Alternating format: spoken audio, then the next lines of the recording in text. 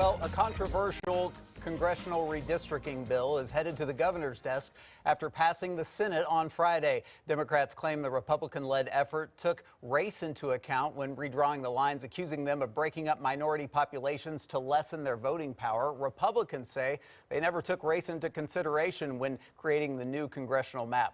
Now, one lawmaker is trying to take politics out of the redistricting process entirely. News 4's Thomas Fleming has more. Thomas? Brent, Representative Andy Fugate says the redistricting process should be spearheaded by a committee without any lawmakers. He says when you have a majority Republican or Democrat, they can stack the deck to give their party a better advantage in future elections during that process. But there are others who say this is not only unnecessary, but a waste of time to even consider.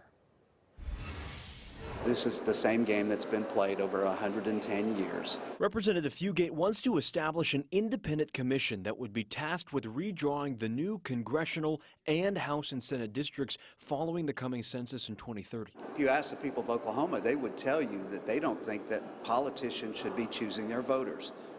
It's the voters who choose politicians in the United States. But we've got the process backwards here in Oklahoma.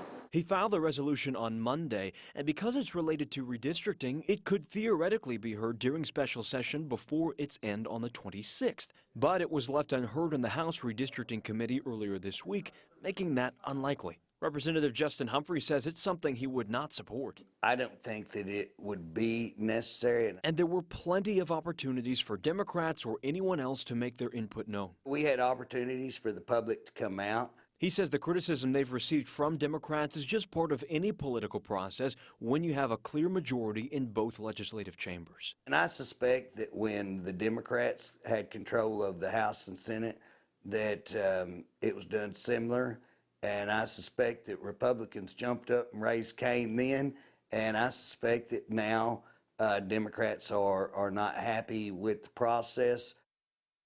Representative Fugate says he acknowledges the bill faces an incredible uphill battle to getting passed, but he hopes it does shed some light on what he says is an unfair process.